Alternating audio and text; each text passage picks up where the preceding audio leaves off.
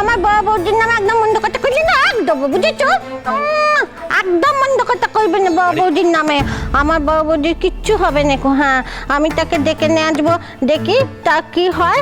আমি ডাকলে কেমন ধারা না উঠতে পারে দেখি, আমি ডেকে নিয়ে আসতেছি। ও বড় বৌদি, বড় বৌদি। তুমি তো চা খাবে না, তোমার জন্য এক কাপ দুধ নিয়ে আসি। এই এলেন বিনে পয়সার ঝি। হ্যাঁ, সবাই মিলে হেঁটে দাঁড়িয়ে মিটিং করতেছে, উনি অন্য খায় খিটমট খেতে মরতেছেন। নাকি যার কিনা সে মুখ থেকে যা। এইভাবে কথা বলে না পারি, কতদিন বলবো একই কথা? বেশ কয়েছি বলেছি, আমি আমার কাজল নানিকে বলেছি। বল, বেশ কয়েছি। যেটা আমি জিজ্ঞেস করছি তার উত্তর তো দিচ্ছ না, মাথা উল্টে বকাবকি করছো। আচ্ছা ঠিক আছে, বকছো বকো, কিন্তু যা জিজ্ঞেস করলাম তার উত্তরটা দাও। নিয়ে আসি। টুকা সবাই মিলে এত নাতি ঝেঁতে মারতেছে, ওর কোনো খেয়াল নেই। সবার জন্য কয়ে মরতেছে, দেবো একটা না ভাই। আমি এখন কিছু খাবো নি। হ্যাঁ, আমি বড় বৌদিকে ডেকে আনি, তারপরে ডাকা যাবে।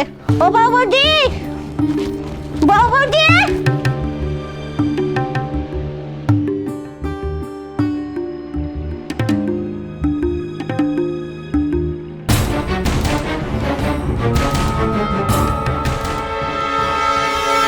সরি।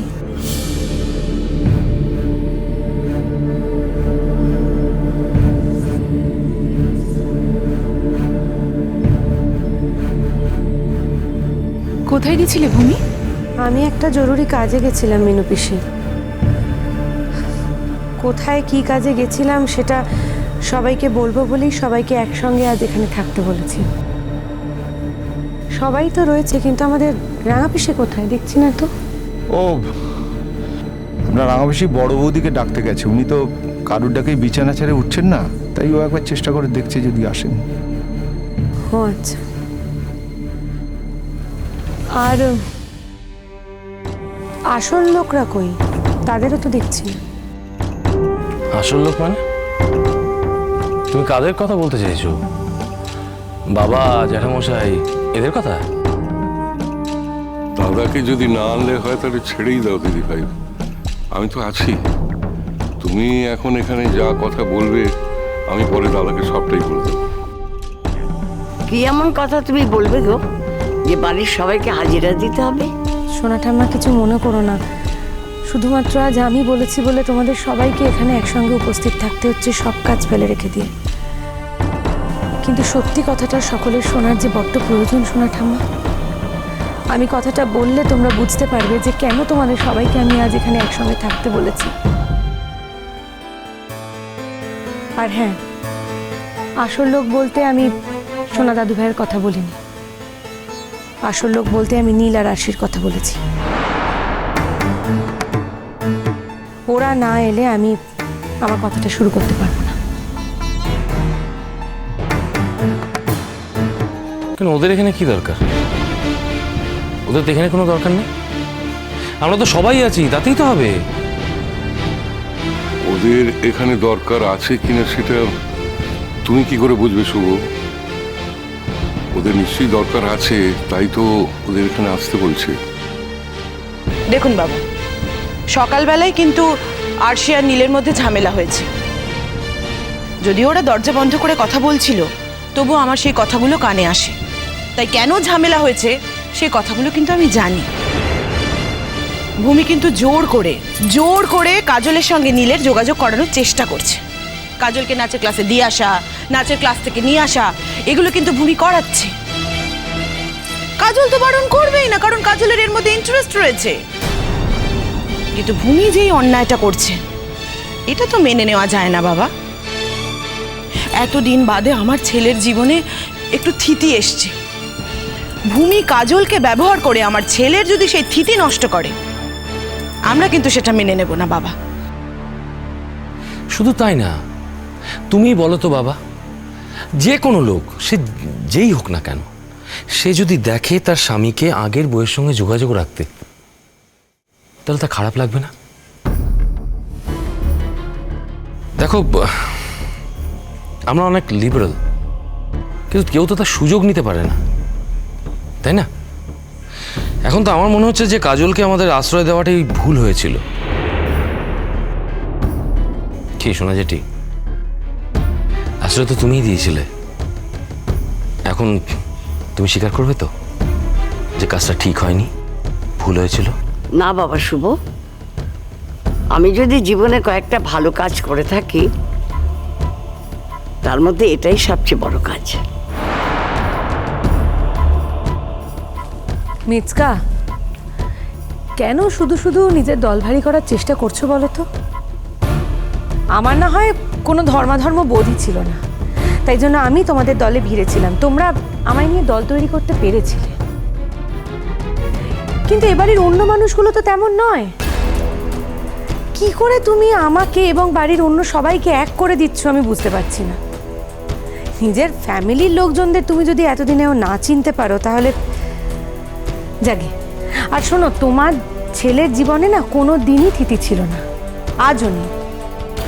আমি আপ্রাণ চেষ্টা করছি যাতে যাতে ওর জীবনে থিতি ফিরিয়ে দিতে পারি।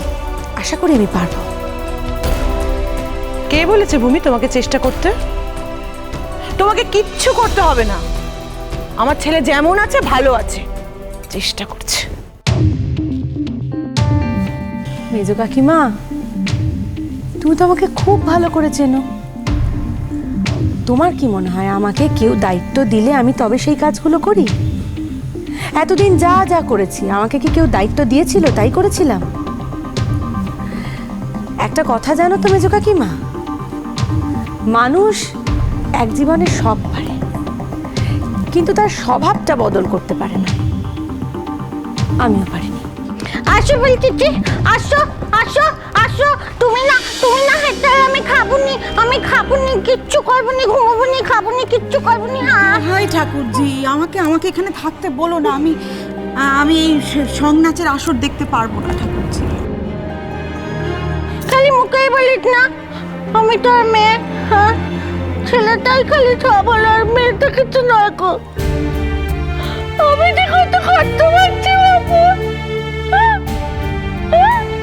আমি যে কত কষ্ট পাচ্ছি তার বেলা কিছু নয় গো।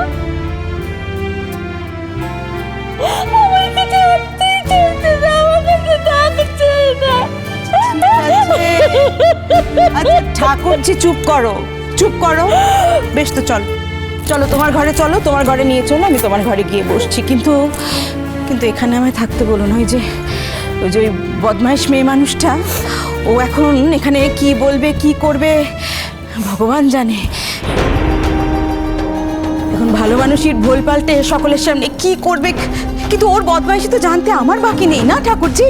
ওর জন্যেই তো আমার ছেলেটা শেষ হয়ে গেছে।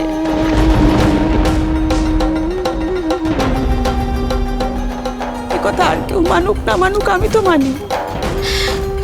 দোহাই ঠাকুরজি, আমাকে এখানে থাকতে বলো না ঠাকুরজি, এখানে থাকতে বলো না। আমি এখানে থাকতে পারবো না।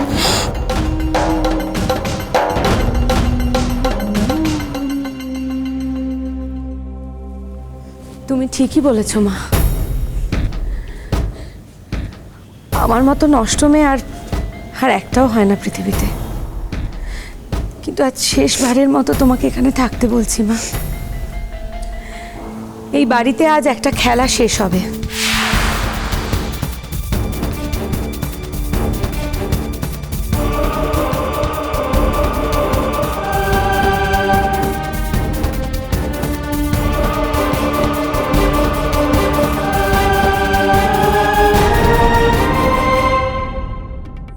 তোমার মনে আছে আশি, তোমার হাত থেকে বাটিটা নিয়ে আমি সেদিন চলে গেছিলাম? আমি সেই খাবারটা পরীক্ষার জন্য পাঠিয়েছিলাম। এই রিপোর্টটা আজ আমার হাতে এসছে।